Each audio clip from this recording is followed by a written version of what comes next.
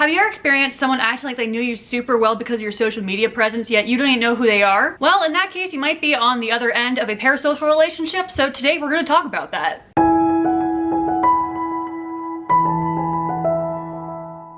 Hey guys, I'm Angie Designs and welcome back to my YouTube channel. So today we're going to discuss the nature of parasocial relationships in cosplay. So to begin, what is a parasocial relationship? And yes, we're going to be saying this word a lot, so start to get used to it. A parasocial relationship is a type of relationship and attachment that someone gets towards someone that they actually don't know in real life at all, usually due to social media, movies, and things like that. It's when someone feels like they have a connection with someone despite having never actually met them before. And oftentimes the other party that they have this affection towards doesn't even actually know the others exist just due to the nature of their media. This is most commonly found in fans of celebrities and also fictional characters, and more recently has happened to social media influencers and just social media personalities in general. Oftentimes when we hear stories about parasocial relationships, we're hearing them from the perspective of people with a big following or are very famous, but you can have 10 or 10,000 followers and still be on the receiving end of someone feeling a parasocial relationship towards you. It's any one-sided relationship where one party feels like they know you better and then you don't know them at all. Now, humans created videos, pictures, and things like that, so parasocial relationships are not something our brains are really designed to distinguish because, of course, we're designed to form a bond with the things that we are familiar with. So it can be hard, and it's kind of like a little trick that your brain plays, and that's how the parasocial relationship forms. And also, just to clarify, this isn't about online friendships or online relationships because those are two-sided as it involves two or more parties interacting and getting involved. We are talking about situations where one party knows more and has more of an attachment to the other when one doesn't even know the other. So when it comes to cosplayers and parasocial relationships, we're usually experiencing them in a very similar way that most online influencers experience them. Most people discover the hobby of cosplay through the internet and social media or sites where you can post your photos, because that is where the community gathers to share their knowledge, share their photos, share their videos, and all of this. So it's no surprise that that's mostly where it comes from and what the most common form of parasocial relationship is. Cosplayers are very frequent on YouTube, TikTok, Facebook, Instagram, all of these different social media platforms. So yeah, that's where most of these initial relationships start. Now, are parasocial relationships bad?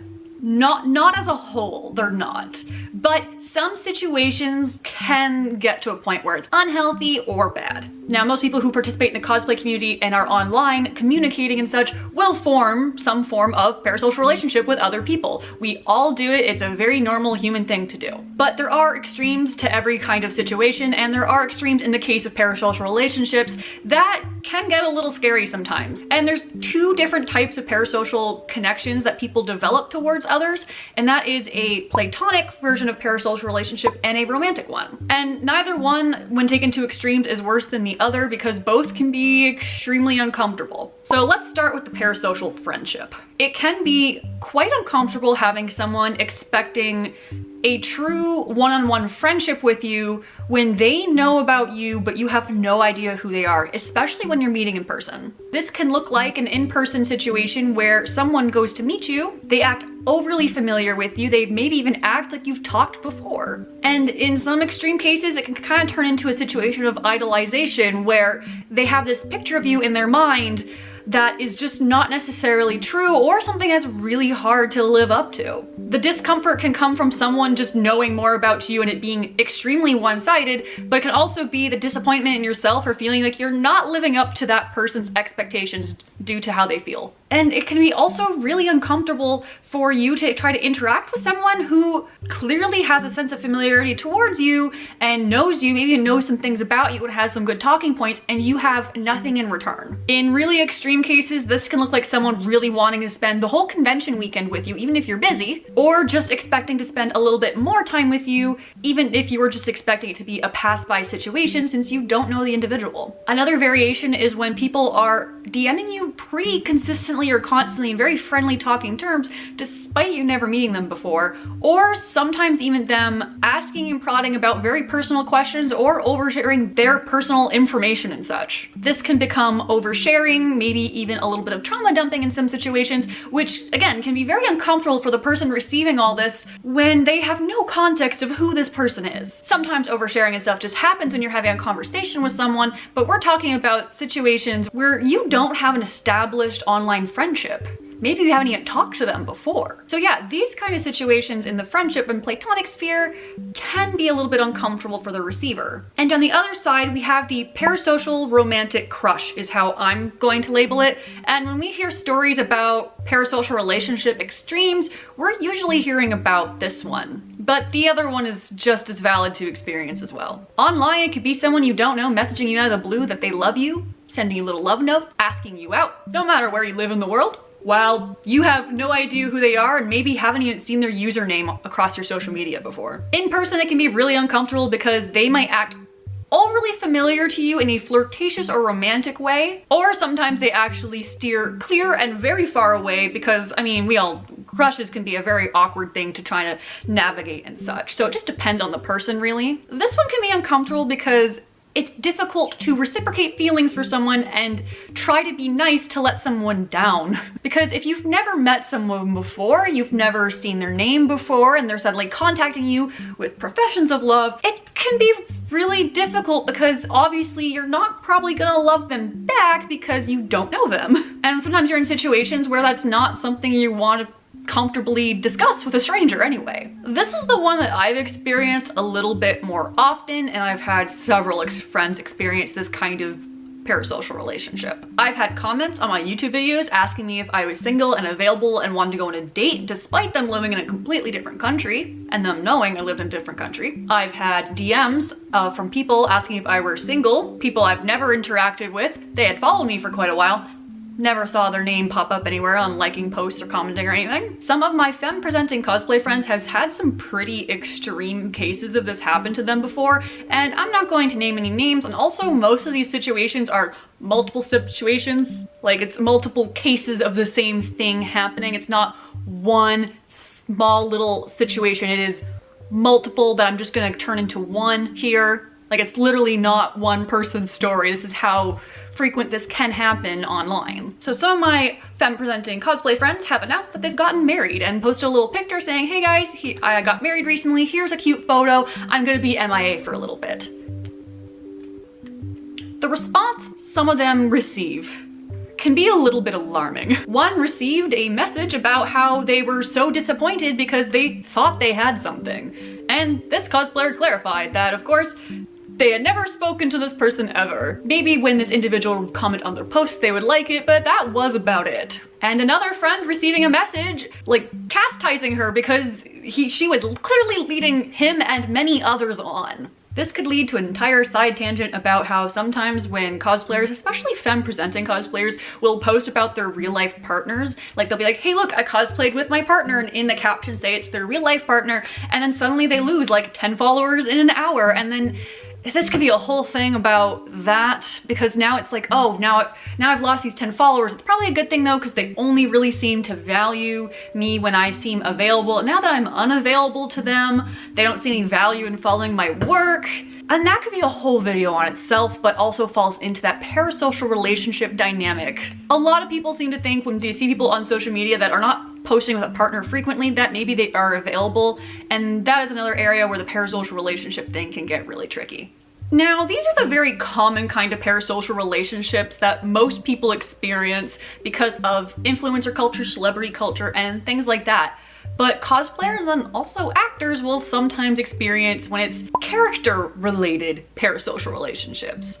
And in cosplay, this one's also quite frequent. It's not the cosplayer necessarily that they have a parasocial relationship, it's often the characters they cosplay as, or sometimes a little bit of both, because of them now associating that person with this character that they love. And this can also be in a platonic or romantic sense as well, not necessarily one or the other more frequently than the other. It can be really exciting to see someone cosplaying your absolute favorite character, and when they're like absolutely nailing the costume, it feels like your favorite character is alive, is in real life, and that's really exciting. You have all these positive associations, or sometimes negative associations, with this fictional character, and now it feels like they're right there in front of you. We understand why little kids get excited to see Elsa at a birthday party, right? It's the same thing. You get excited seeing someone cosplaying your favorite character. But this can be a very slippery slope in cosplay. When you're now associating a real life person with the traits, personality, likes and dislikes of a character that doesn't exist. Cosplayers have lives outside of cosplay, even if it is something they do a lot, and they have lives outside of portraying that character that you like.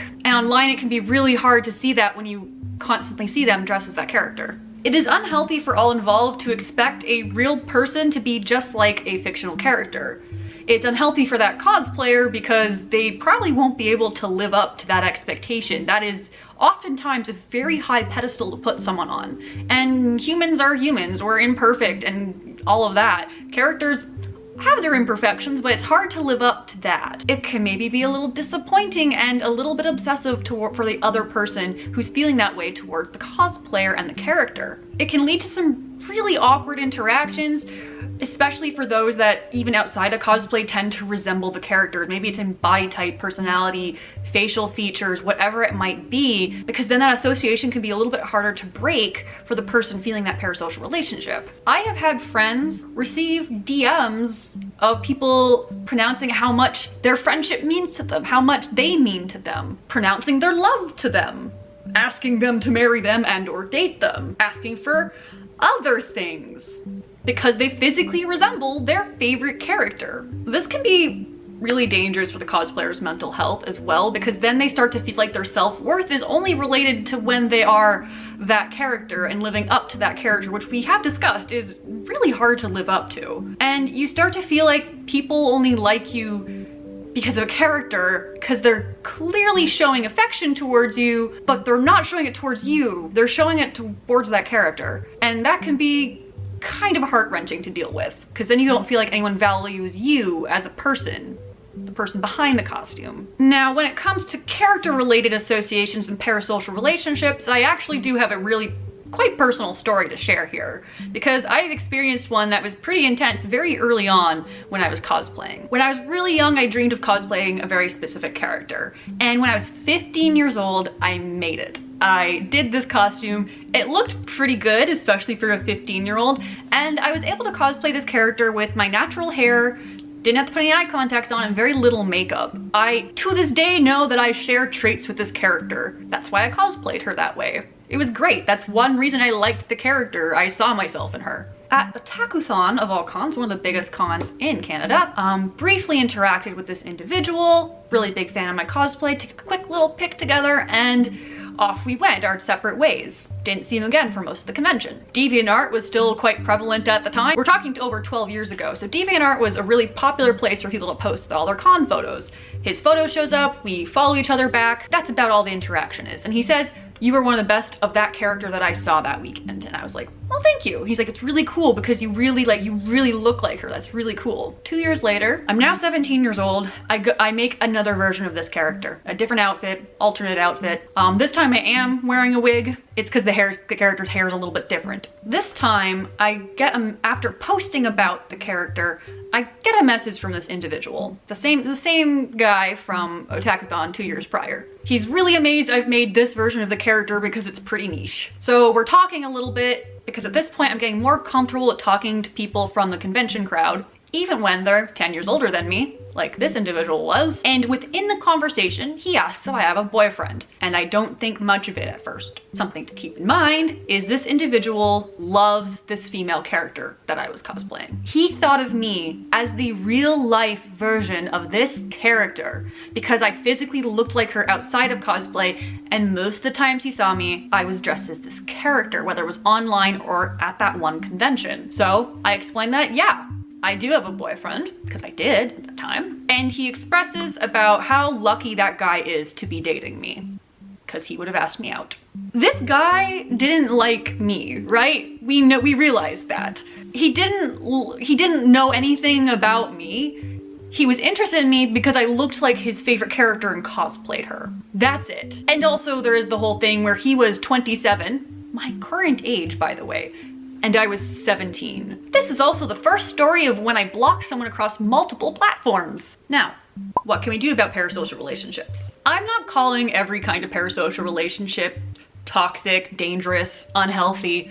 We all experience these if you interact on the internet at all. This is perfectly normal until it reaches a certain level. Because we all experience at some level, it is also important to understand what a parasocial relationship is if you're navigating the internet, and to kind of catch yourself when you realize you do have a bit of a parasocial relationship with someone.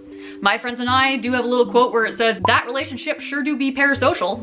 We are able to call it out and able to recognize it for what it is, and it's important to be able to kind of do that. And it's also important to realize that not all fan interactions are necessarily parasocial relationships. Sometimes a fan interaction is just that. It is a simple, hi, hello, big fan of your work, and not necessarily this really interesting familiarity that people experience. And again, they're not all bad, because it is normal to feel comfortable around someone that you feel familiar with. That's how our brains work. It's when it gets pushed past a certain boundary that it starts to become unhealthy or dangerous. So how can we avoid the unhealthy parasocial relationships? As creators, we can start setting better boundaries with people. What is and isn't appropriate when you're interacting with your favorite creator? Boundaries are important for anyone in any kind of relationship, whether it's with your parents, your loved ones, your friends, and creator to fans and fans to creator. For example, when receiving an uncomfortable message, no matter what the subject matter is, if it makes you uncomfortable, you can and should express politely to the person that, hey, I do not feel comfortable answering these types of questions, or I'm uncomfortable with that sort of message. It can be just straightforward and to the point. That is you sending that boundary. A lot of people believe that setting boundaries is inherently rude, or they feel like it is in a social setting, but it's actually a really healthy and safe thing to do for everyone. And if you express a boundary and they keep pushing it, I'm uncomfortable about that subject matter. If they keep bringing up that subject matter, that's on them. That's their fault. And also, if somebody do send something that's absolutely inappropriate or very, very uncomfortable, dangerous, etc., you can report and block people without responding as well. You are in your full right to do that. You do not have to communicate with every single person if they make you uncomfortable. Some creators also will post certain boundaries within their stories, their bios, anywhere else where it's somewhere publicly seen. And sometimes it doesn't say, these are my boundaries. It just says, FAQ, I don't answer these kind of questions, or if you send me this kind of message, I'm sorry, I'm not going to respond to it because of XYZ. Also, when I say creators, I mean anyone who posts anything to the internet. Again, as I said before, whether you have 10 or 10,000 followers, you don't have to have a massive following or be famous to experience parasocial relationships or to set boundaries with people. Everyone deserves to feel safe and comfortable on the internet. Now, as someone who's on YouTube and is a creator online, does this mean that I don't want to ever interact with people from the internet ever again in person? No, it really doesn't.